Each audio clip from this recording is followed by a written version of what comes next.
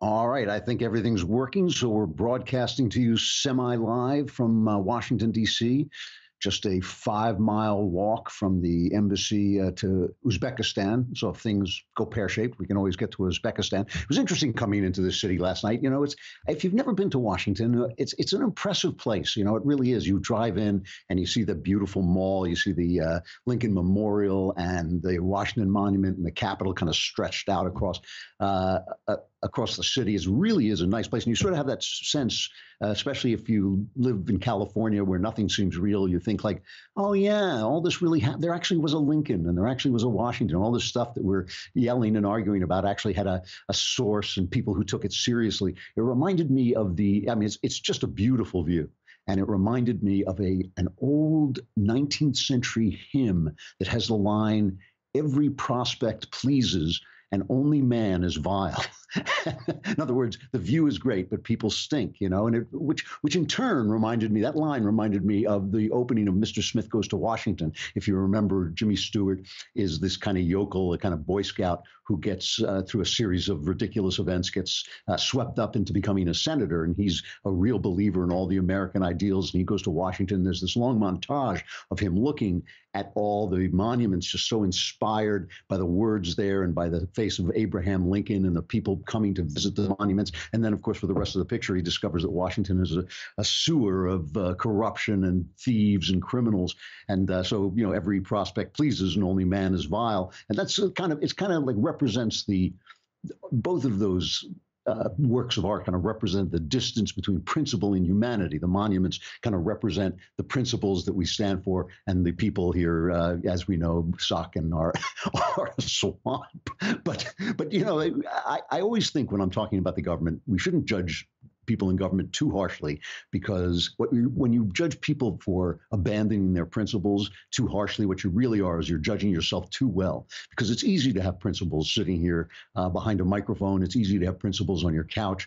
It's not easy when your career depends on it, when your job depends on it, when your love life or your family depends on it. And that's what you're watching with these guys. These guys are fighting, these political guys are fighting for their lives every day. And one of the things that always is so shocking about Donald Trump is that he's obviously not a man of principle, aside from the principle of winning, and he doesn't pretend to be.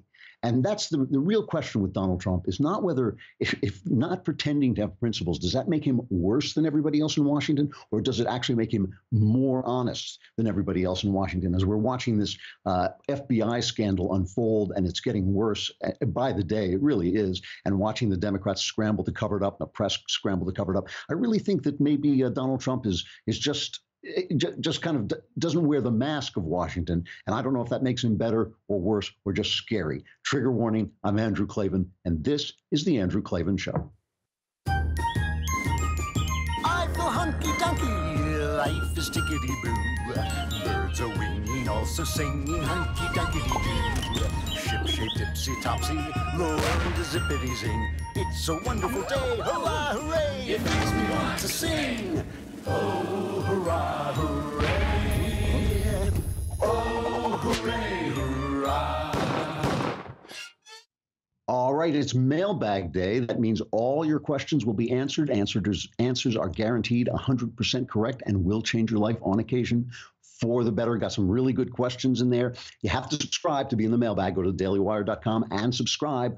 Otherwise, you won't even be able to watch the mailbag. And God, it's a visual spectacular, as you know. You won't be able to see it if you're on Facebook and YouTube. You'll have to come over to thedailywire.com and hear the rest. I think you can hear the rest on YouTube as well, but you won't be able to watch it unless you subscribe for a lousy $10 a month or $100 for the year, and then you get the Leftist Tears tumbler. I wish I had it with me. All I have is this poor cup of coffee to get me through the day, but I'll look forward to returning to my Leftist Tears. Valentine's Day is coming, and I know for many of you guys, that's just a nightmare because you thought Valentine's Day is coming. But women know it's coming. You know it's coming. And maybe you're thinking, oh, I'll get my boyfriend something sweet like a box of chocolates or a teddy bear or something like that. He's going to hate that. Let me just be blunt. He'll hate it. Go to mancrates.com, get him a man crate. It comes, here's the thing, it comes in a big wooden box that you have to tear apart with like a crowbar. So it doesn't matter what's inside it. I mean, that's the whole thing. The whole thing is the crate and the crowbar. And if you want to get it wrapped, you can get it wrapped with duct tape, and he'll love it already. And then when he opens it up, there's all kinds of things curated, especially for the kind of guy you happen to have in your home. You might want to check to see what kind of guy you have in your home, but you can get some, NFL barware crate, the whiskey appreciation crate. That's the one I got. I love my whiskey appreciation crate. I actually have asked for another one. I liked it so much. I've asked for a puzzle one because I'm a big puzzle fan, and that hasn't arrived yet, but I'm looking forward to ripping it open. I may just rip this one open with my teeth. I mean, that's how much fun these things are. And if you go to mancrates.com/Klavan, you can get 5% off. And I know what you're thinking. Give me that box because my guy is going to love tearing this thing apart. But how do you spell Klavan? It's Klavan at mancrates.com/Klavan. You'll get 5% off. They do not offer a discount anywhere else. So you get 5% off right now at mancrates.com/Klavan, mancrates.com/Klavan. Tell them I sent you so we can continue to keep this show on the air. And I love doing Man Crates ads anyway, so that'll be fun as well. All right. So, last year I was here, and I'm here for the prayer breakfast, which is last year was a really nice occasion. Senators, congressmen, and the president and vice president get together and discuss God. And last year there was kind of this really funny thing that happened. It was Trump's first prayer breakfast. And this Senate chaplain, this very impressive Navy admiral named Barry Black, got up and gave this beautiful stem-winding speech that had everybody on their on their feet shouting hallelujah, their hands in the air. And then Trump got up and he hadn't learned yet. It was like a guy who didn't know which fork to use. He hadn't learned yet the tone of the event. And he came out and he said, prayer, I know who they should pray for. They should pray for Arnold Schwarzenegger because he took over the Apprentice and his ratings are tanking. And it was just like you just wanted to put your hands over your face because you just realized the guy just hadn't caught the tone of it. Now, I keep saying Trump is a guy who learns that stuff, and I'm sure this year that's not going to happen. I'm sure he will capture the tone perfectly. I bet he does. But, does that mean that he has now learned to take things seriously that he didn't take seriously before? That's kind of hard to believe. I mean, what he has learned is how to be president a little bit. He has learned, that there are certain things you don't say, you don't make fun of God, you don't make jokes. People are serious about their God in America. We are serious about our Constitution. We're serious about our traditions. And Trump just hadn't captured that. It just wasn't something that he's learned. And this is the thing that the left is selling as a catastrophe for our country. Remember, yesterday we played Chuck Schumer. Oh my gosh, this is the worst man ever to ever be president. But he's not. He's not. He's not the worst man ever to ever be president. He's just a guy who doesn't pretend to be a better man than he is. And that is unnerving even to me. I mean, this is something that I think everybody finds a little unnerving, to have a president who doesn't really follow the script for what he's supposed to take seriously, what he's supposed to be solemn about. But, it's hard for me to really wail. I think it's hard for a lot of us to wail about this when we see that our last president, who did have that master, who did know what to say, he did know the tone to take and how to talk and all this, was actually a deeply corrupt guy. Was running a government that was deeply corrupt. And as I keep saying, it wasn't corrupt in the Clinton way where he was running it for money and trying to rip people off or anything like that. He had principles.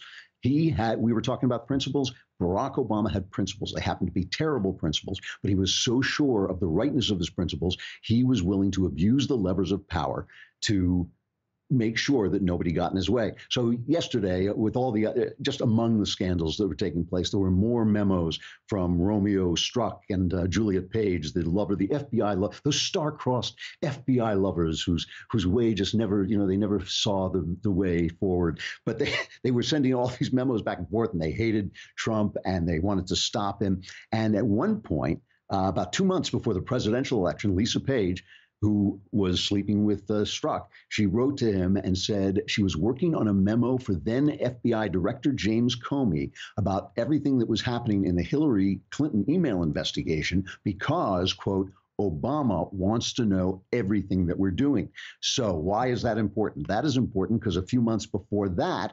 Obama was on TV and he said this. This is cut number 16. Can you guarantee to the American people, can you direct the Justice Department to say Hillary Clinton will be treated as the evidence goes, she will not be in any way protected? I can guarantee that. And I can guarantee that not because I give Attorney General Lynch a directive. That is institutionally how we have always operated. I do not talk to the Attorney General about pending investigations. I do not talk to FBI directors about pending investigations. We have a strict line and always have maintained it, previous presidents. Just to button this up. I guarantee it. I guarantee that there is no political influence in any investigation conducted by the Justice Department or the FBI, not just in this case, but in any case. And she will be full stop, period. And she will be treated no differently? Guaranteed, full stop. Nobody gets treated differently when it comes to the Justice Department. He lied.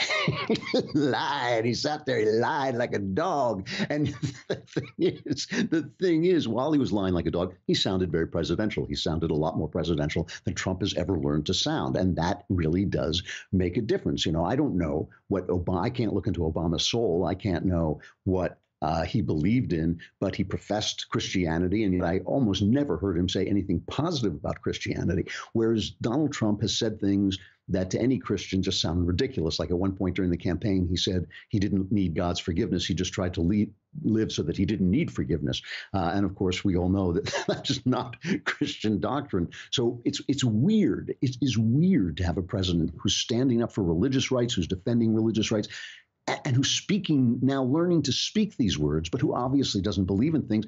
But it's no weirder than it was before with Barack Obama. And so what you're really seeing is a battle for your mind, for your imagination. You're seeing one side, the left, trying to implant in your mind that this is a break with what has happened before, because it sounds like a break sometimes the way Trump talks. It's a break and it's a catastrophe, and they want you to be thinking in catastrophic terms. They want you to be thinking in terms of crisis. They want you to be thinking that everything that happens is a break from the past. So, I mean, for instance, yesterday there was this story, and I feel two ways about the story. There's a story that Trump was asking the military to prepare a big military parade in Washington.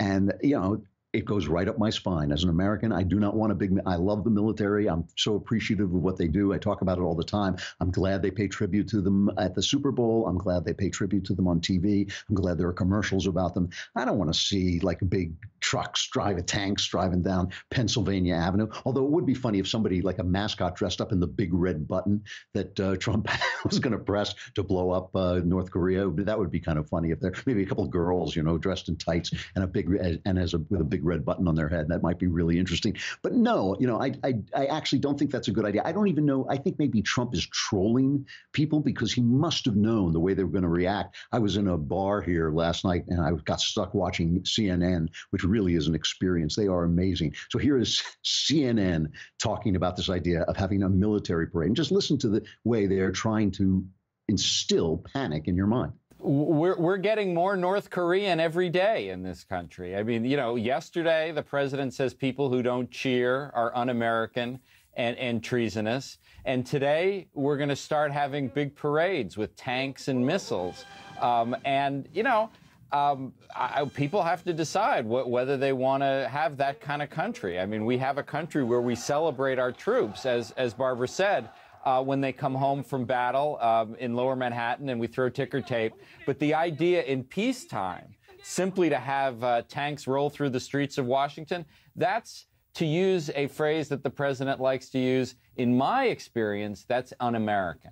So it's un-American, it's North Korean. We're turning into North Korean. Like I said, I don't like the idea that much either, but the idea that this is authoritarian, where is the beef on this authoritarian thing? Where's the panic coming from for a guy who's cutting the government, who's actually dialed back executive power, even his own power, he's dialed it back. So you heard the crack he made about Trump talking about treason. If you didn't see this clip, I always like Trump's antic humor. He has this antic New York sense of humor that I can kind of identify with. So he was playing up the fact that the Democrats made fools of themselves during the State of the Union address, and that they sat on their hands for the flag and for God and for better wages and better jobs and all this stuff. So he was making fun of that. And somebody called out and said it was treason. And he picked up on that. Here's that quote. Here's that cut. They would rather see Trump do badly okay, then our country do well. That's what it means. It's very selfish.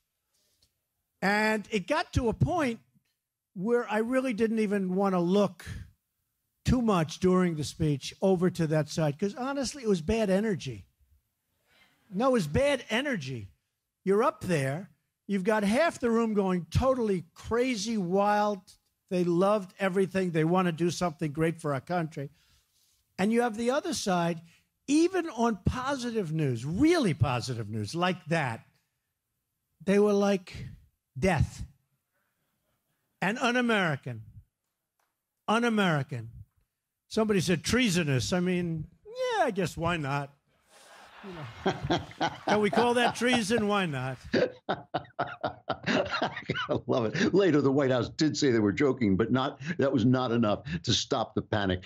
If you are planning to learn something new this year or any time, you might want to check out Skillshare.com. I have been using it. The thing about Skillshare, what it is an online learning platform with over 18,000 classes in all kinds of things: design, business, technology, anything you might want to pick up as an extra part of your career or a new career or just a hobby or something like that. There's probably something in there for you. And it's experts in the field who come in and they teach a series of classes. And I've used them. I've used them on writing. I've used them on marketing. I've used them on podcasting just to test them out sometimes. And the good thing about them is, they're entertaining. The people know what they're doing. They know how to speak and they teach well. And they're really useful. You really do pick up stuff that you might want to learn, new skills. And it's coming at you really cheap. They have, what did I use it for? I said this before when I did Another Kingdom. I used it for podcasting because I thought, where are all those people who put this wonderful podcast on the air? Suddenly I was on my own. So Skillshare was really helpful with all these things. And I tested out the writing one just to see what it was like. And it really was stuff I would wish I had known when I was starting out. If you want to join the millions of students already learning on Skillshare today with a special offer, which is just for my listeners, you can get 2 months of Skillshare for just 99 cents. That is really a good deal. Before they were giving away a short period for free, but 99 cents is virtually for free, and you get 2 months. It's for people who listen to the show. It's unlimited access to all of the classes, over 18,000 classes. And to sign up, you go to Skillshare.com/Andrew. And you know how to spell that, right? Skillshare.com/Andrew. Go to Skillshare.com/Andrew, and you can start your 2 months now. And it really is entertaining. It's just worth testing it out. I mean, you can go on the site for free and test it out, and then sign up for 99 cents and really get all the benefits. All right, so he says that thing treason, and he slipped into it while they were calling out him. It's a terrible thing to say, but of course, the press goes insane. The New York Times, it must have filled up their pages yesterday and today. Oh my gosh, the president is calling us treason just for disagreeing. Now it's treason just for disagreeing. Jeff Flake, who I swear, Senator Jeff Flake is auditioning for a CNN job. I swear he is. Why he is standing up in the Senate, like making these speeches against the president, against his own party. He's got to be he wants to be one of those. He's a Republican, and he's hating Republicans too. So he got up and said this about Trump's remarks. I have seen the president's most ardent defenders use the now weary argument that the president's comments were meant as a joke, just sarcasm, only tongue-in-cheek. But treason is not a punchline, Mr. President. Oh, I don't know. It depends on the joke, right? Like, what has branches and calls you dad? A treason. Never mind. But the Democrats and the press have been using this forever. When Donald Trump Jr., when it was revealed he took that meeting, all we heard was treason. We actually put together a treason montage. It was cut 14. Listen to this. You said earlier that this borders on treason. Does that mean that Paul Manafort, Jared Kushner are bordering on treason as well, as along with Don Jr., and then also that Michael Flynn is bordering on treason, and that the president himself is bordering on treason? But raising the question of possible treason. I haven't talked about treason before, but we're getting close to that. And we can also say that Donald Trump Jr., what he did was a threat to our democracy and borderline treason. There's outright treason. I mean, there is no question that what he is doing is giving aid and comfort to the enemy. You told the Washington Post last week that, quote, there's a smell of treason in the air. Well, you know, a lot of people are afraid to use the T word, treason, but in the end, that's what people are investigating. That is potentially a violation of the Espionage Act. Yes, treason. So again and again, we get the double standard when Trump is, you know, and the question is, look, after a year in which Trump has delivered on a lot of really good conservative, you know, agenda items, the really question is Trump really different, or is it just they're selling him to us as a catastrophe? I mean, why isn't it a catastrophe when they do it, when he, and it is a catastrophe when he does it? And some Republicans on the other side, they have another argument, which is really interesting. Jeremy Boring made it at our State of the Union. The God King of the Daily Wire made the kind of this argument at our State of the Union, you know, jamboree that we were doing. And I've heard others make this among the kind of what used to be called the Never Trump.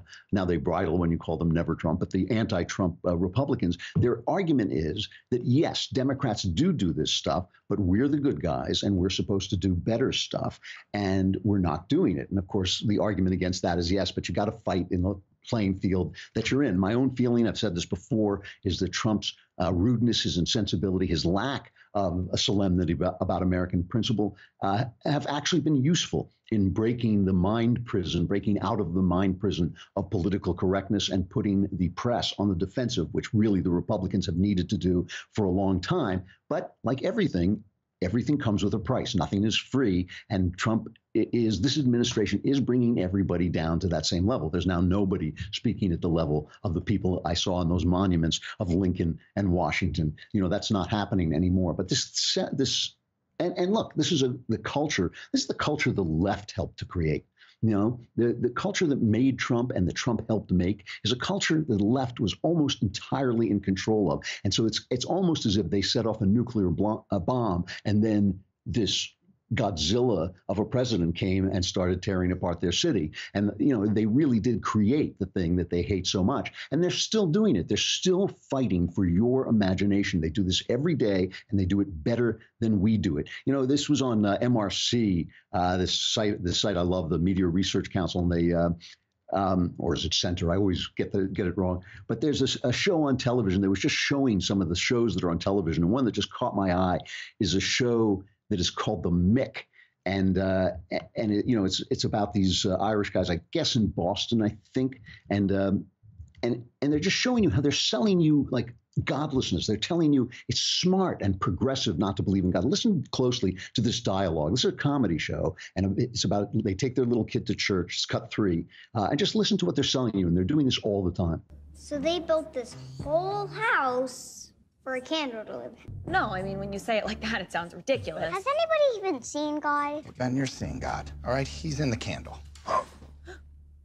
I don't think I believe in God.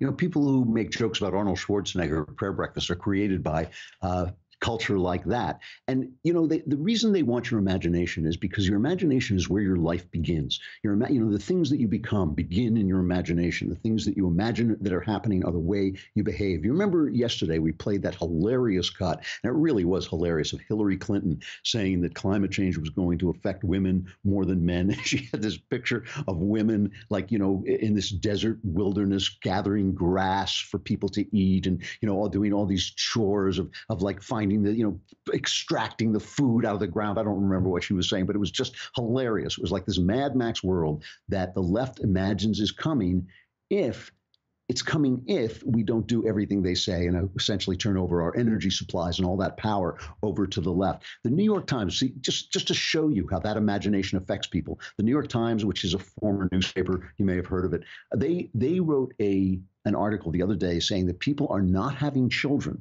that the birth rate has gone down because of fears of global warming. And they had these quotes in it. I know that humans are hardwired to procreate, said one woman, but my instinct now is to shield my children from the horrors of the future by not bringing them into the world.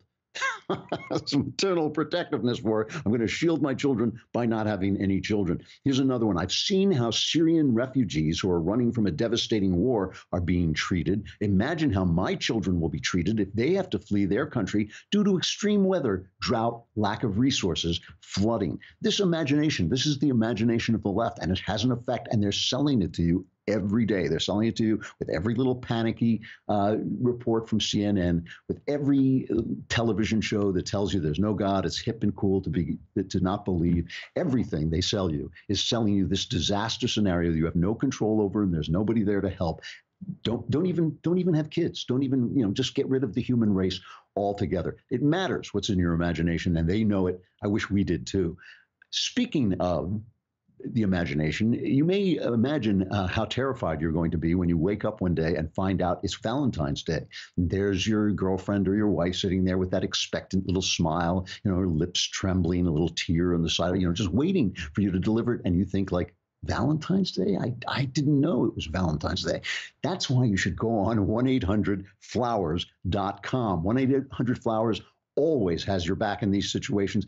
And right now, you can get 18 enchanted roses for only $29.99. Now, you're hoping, of course, that an enchanted rose is a rose that helps you put a spell on your girlfriend so she'll actually like you as much as she says she does. But no, enchanted roses are these beautiful pink and red roses. You can get them for only $29.99 at 1-800-Flowers. And if you get them now, what you want to do is you want to get them early, and then 1-800-Flowers, they will deliver them. But they're picked at their peak and shipped overnight on the date you want to ensure freshness and her delight. 18 enchanted roses for only $29.99. It's a steal, but your time is running out. It's already the 7th. I know on February 14th is Ash Wednesday, so you're going to be in church all day. So you want to do this now. And to order 18 enchanted roses for only $29.99, go to 1-800-Flowers.com, click the radio icon, and enter code Klavan. And you're thinking, how do I spell icon? Who cares? You just have to click it. But then you have to enter KLAVAN. Valentine's Day is almost here, so order today at 1-800-Flowers.com, code Klavan. The mailbag is coming up. It is here, in fact. But if you're on YouTube or Facebook, we got to say goodbye. Come on over to thedailywire.com. You can listen to the rest of the show. I think you can listen to the rest of it on YouTube as well. But if you subscribe, not only can you watch the whole show at thedailywire.com, but you can also be in the mailbag. All your problems will be solved, answers guaranteed 100% correct, and will change your life on occasion for the better.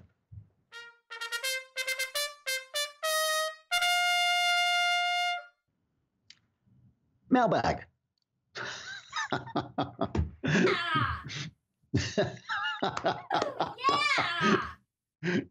I just wanted to see how long if I just shouted it out. It was going to take you to hit that button. I just like to do this to Austin because I'm trying to kill him. One of these days, I'm going to say mailbag real quick, and you're just going to hear a thunk in the blue. There it is. All right.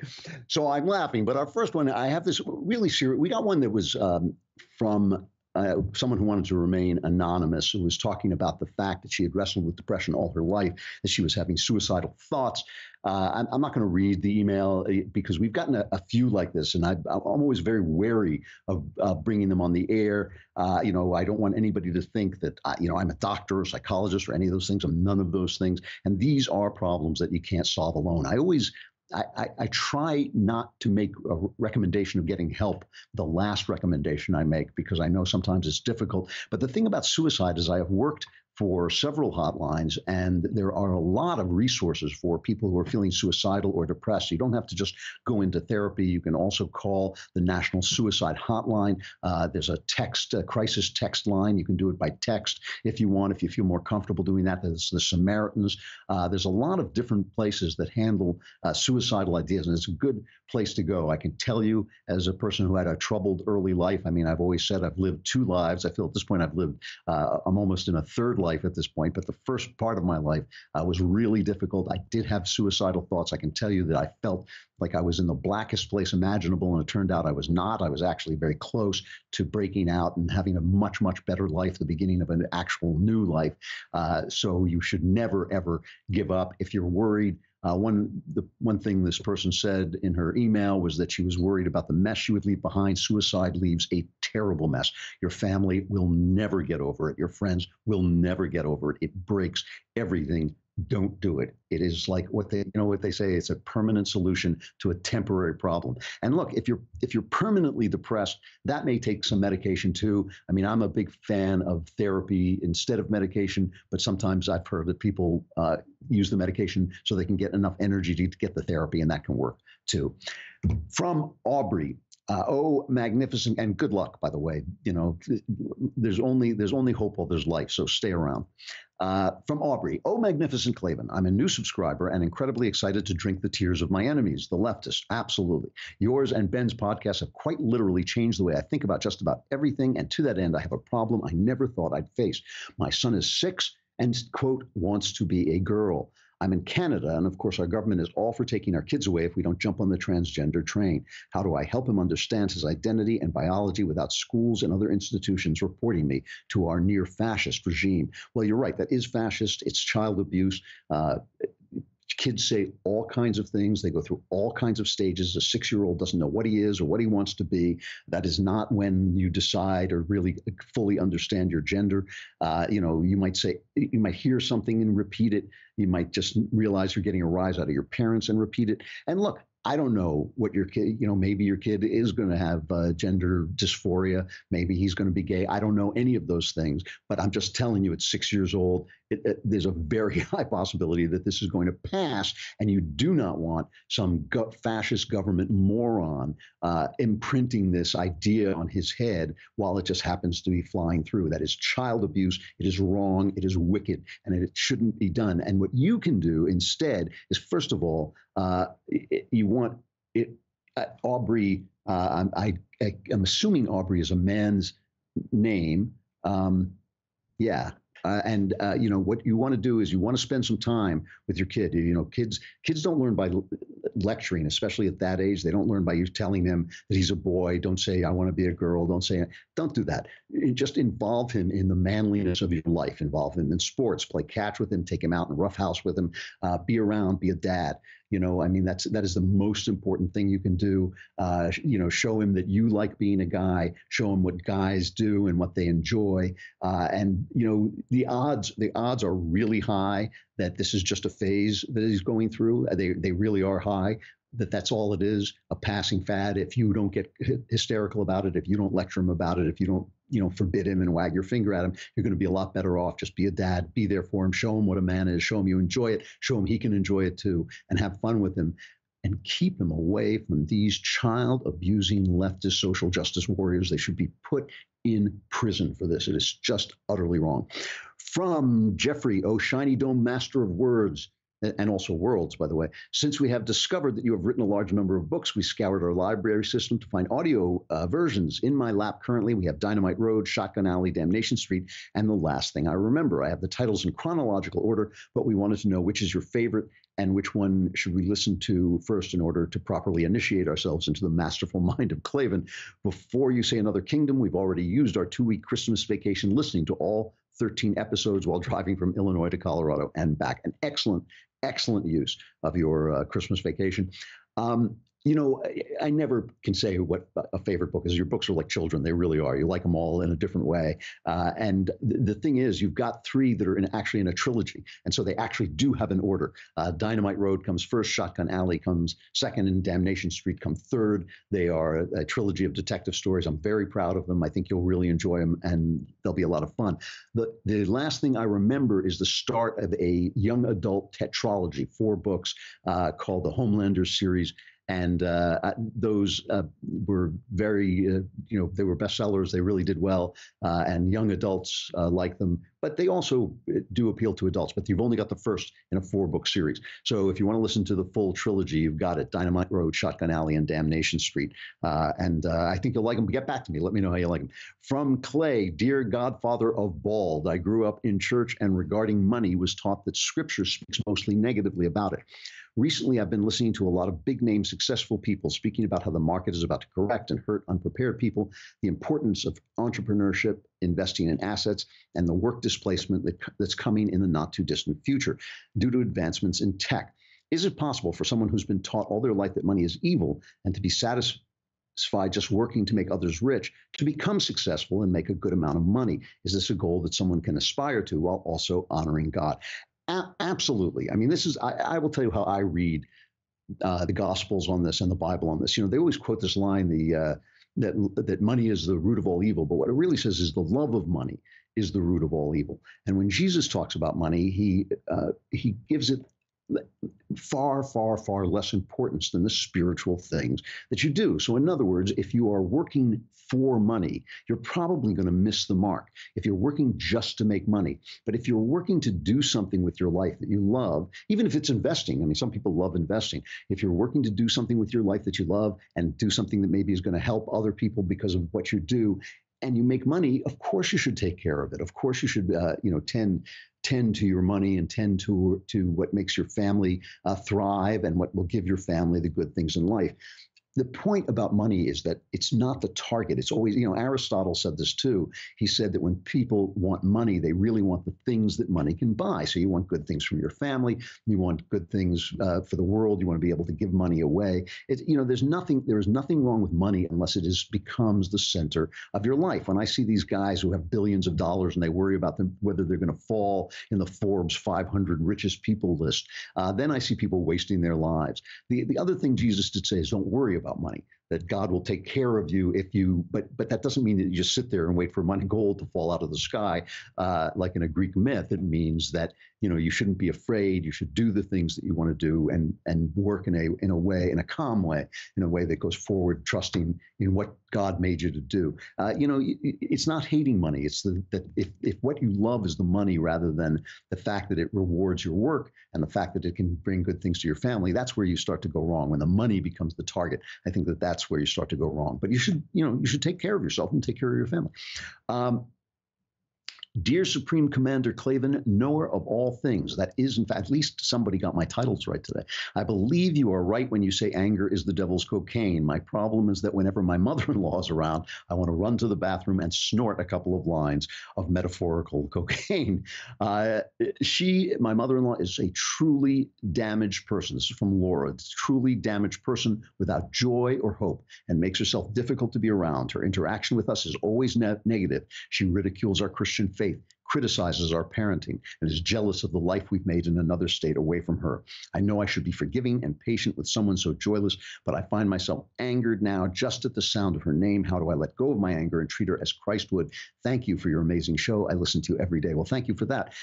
First of all, Laura, one of the names of Satan is the accuser. They call him the accuser. And one of the things he does is he makes you feel shame about things that you don't have to feel shamed about. Annoying people are annoying, and you're going to be annoyed by them. That is just the natural fact of things. If you sit down to have a picnic and a swarm of bees come by, you're going to be put out. You're going to be annoyed. If your mother-in-law is coming over and criticizing you and attacking you and hating on you and making you feel bad, you're going to be annoyed. You can't help being annoyed. So get rid of the part of the chain here where you bother yourself for being annoyed. You really only have to take care of two things. One is that you have to treat her kindly. You have to treat her with respect. Look, as you say, this is a person who is really damaged, who has really damaged her own life, it sounds like, by her philosophy. She's cut herself off from God. She's cut herself off from faith. And she's obviously quite angry. It seems to me, this is a guess, I don't know you guys, but a good guess, I think that she's quite angry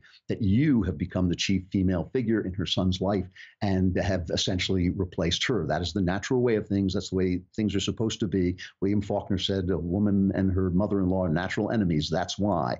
So, you want to treat her with kindness and patience and respect, even though she's being critical and ticks you off. And the way you do that is try and listen. And when you fail, because she annoys you so much, just move on and try again. Go back to the beginning and try again. Don't sit around beating up on yourself. She's annoying. You got annoyed. That's okay. But just try and treat her with kindness and respect, because she has really not got a very good life. And she's angry and jealous at you. She's angry you took her son away and moved away, and that she feels that your better way of living is rejecting her, which in a sense it is.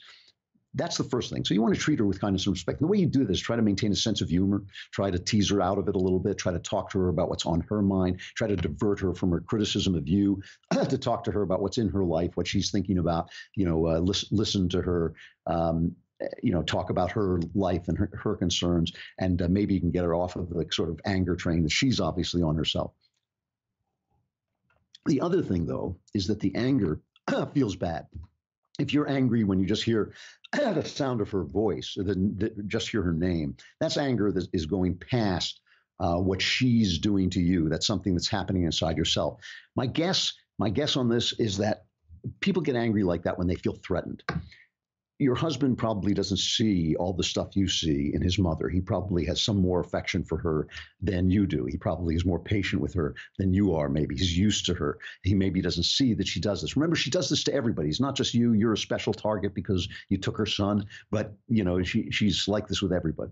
But he may not see it, so maybe you feel that she's edging in, trying to get some power in your household, that she has a previous claim on your husband, so maybe you're afraid that that's going to come back again. It sounds to me like your husband and you are pretty solid, that you've got it figured out, that you know where you're going. Don't be afraid to talk to him about this, about your fears, about what makes you unhappy. Don't be afraid to talk to him, not in an accusing way, but in a collaborative way, about things that he can do to help you out here and take some of the pressure off, because I'm sure a lot of it is coming down on you. Make sure he understands how bad you feel about it, and try and work through what is making you angry. Where do you feel threatened? Where do you feel like she's got some power over you? Because in real life, she doesn't have any power over you. She hasn't got anything. You don't need anything from her. You guys have established a good life, a better life than she has had or will ever have, and you should have some pity on her. But she's going to be annoying. But just try and get rid of that anger that's inside you, that's eating you up when she's not around. Try to figure out why it's threatening to you, and try to collaborate with your husband on ways to deal with her. And that should do it. I got to stop the mailbag. I've got a million more questions, but I can't. It is time for Tickety Boo News.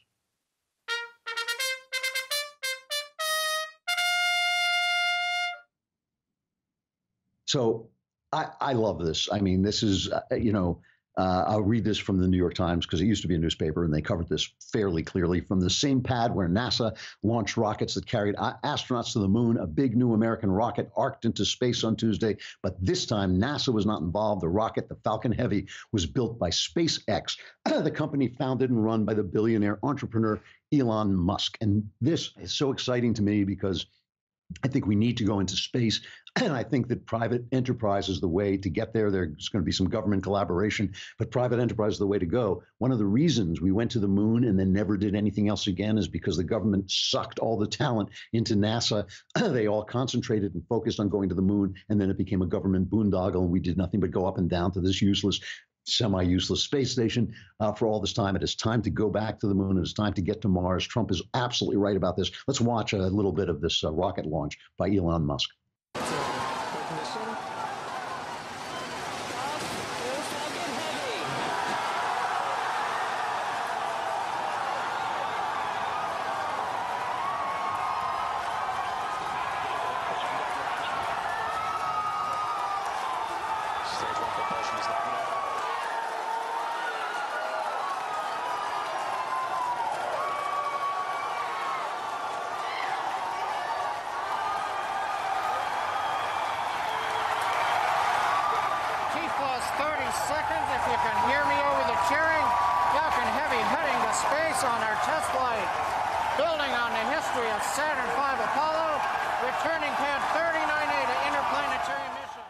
And then, he put a car in there or something like that, something just for fun that he put in. And then when they got to their destination, they actually took some pictures that were absolutely astounding. Here they are.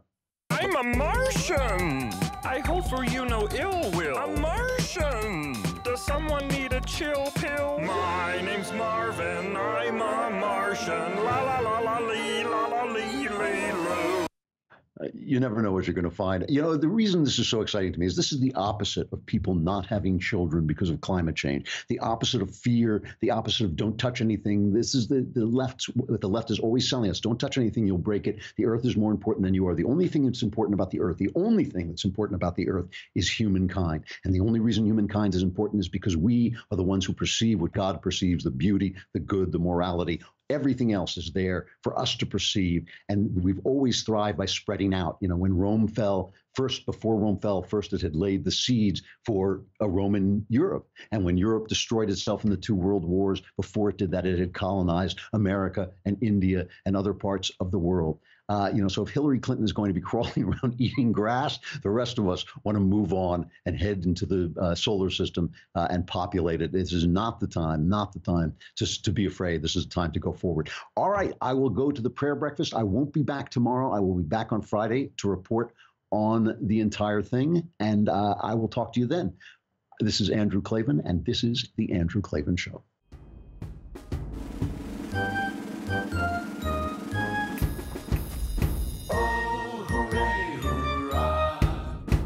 The Andrew Klavan Show is produced by Robert Sterling. Executive producer, Jeremy Boring. Senior producer, Jonathan Hay. Our supervising producer is Mathis Glover. Technical producer, Austin Stevens. Edited by Alex Zingaro. Audio is mixed by Mike Cormina. Hair and makeup is by Jesua Alvera. And our animations are by Cynthia Angulo and Jacob Jackson. The Andrew Klavan Show is a Daily Wire Forward Publishing production. Copyright Forward Publishing 2018.